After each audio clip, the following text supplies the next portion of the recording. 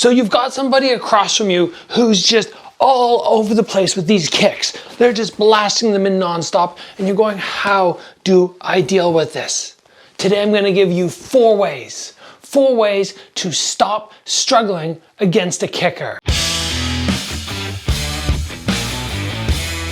Right now, for a few more days, we have 40% off my Strike Ready courses. Why?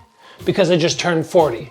And I contacted my team and said, let's do a 40% sale for everybody on my channel who wants to learn more, who loves these videos, but goes, I need something extra to take me to that next level. So you can grab the offense course, the defense course, the takedown course, all at a huge savings. Now, let's talk about defeating a kicker. And I'm gonna be using footage today from when Jeff Chan was here recently from MMA Shredded, and the two of us were sparring. And we did some great rounds, which will be coming out this Saturday. Make sure you're subscribed to his channel so you don't miss that. But in addition to his footage of us just doing open sparring, we also, at my request, did some kick versus punch sparring. One person can kick, one person can punch. And during my rounds where I was the puncher, I was able to initiate some great tactics that allow you to defeat somebody who kicks. So we're gonna use that footage. You can see what I decided to do when I went, oh, Jeff is just gonna be blasting kicks at me the whole round. Number 1, when you are against a kicker and you feel like, oh my gosh, they're so much better with their legs than me, obviously you have to resort to a different offense. And usually that's gonna be your hands.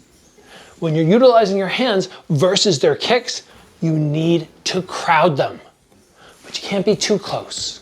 I know it's a fine line, but when I'm stepping in and I'm at this range right here, boom, boom, boom, that's very difficult for them to execute a kick. But you have to remember that most kickers, if you fall into here, they're gonna be wrapping you up. Most people who are good at kicking are also very good at clinch work. So you want to close the distance, but not get too close.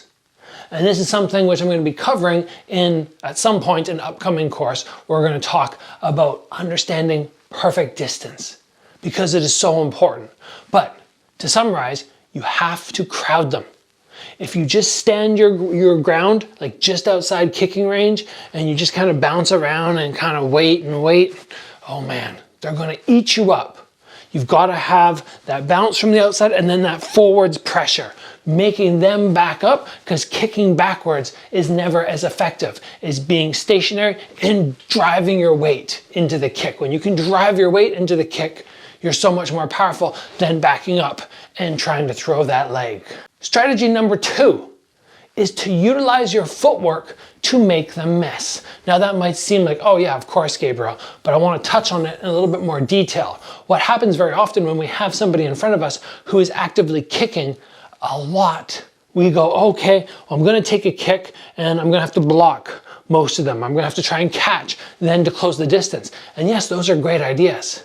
But sometimes you have to recognize that just standing there and doing this against a kicker, it's not a great idea. You want to be a little bit more mobile so that when you see them maybe go to skip, they're about to skip and throw that kick, or you see their hips start to twitch, you just, boom, move back. You just move back and make them miss. And the more times they miss, the more fatigue they get, and all of a sudden, in a kick versus punch battle, the puncher will have more energy and then can really start springing on the opponent. Next, don't throw single shots, right? When you're against a kicker, they have good range versus your punch.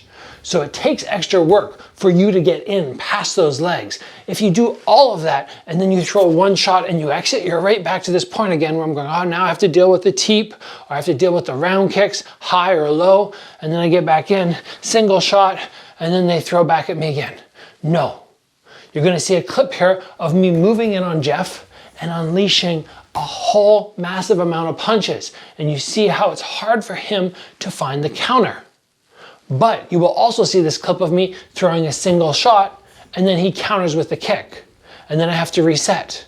And then I go to throw another punch and again, he counters with a kick because I don't follow up. We're not doing single shots once we work our way in, we are throwing multiples. And that right there is gonna make the life of your opponent so much more difficult. The final tip that I have for you today is to follow up on their kicks. So if you are unable to move backwards, as we just talked about, and then spring forwards when they miss, that's hard to do. You have to be very explosive. But if you don't manage to get that, it's not a big deal because boom, they missed. But if they land on you, if their kick lands, you need to block and crowd them, or you need to catch it and crowd them. Because once they've kicked you a single time, there's a good chance they're gonna throw a second one. And if you don't move your feet, either forwards or backwards, you're gonna be in for a world of pain. So we never let a kick land without following up. That is pretty much the main goal against a kicker. And it goes back to crowd the distance, right? We don't wanna be here where we're going, oh, we got the kick, we blocked it, sure, but now we're resetting at their distance. No, boom, boom. Or it comes and I catch it and I pull it through and then I go on the attack.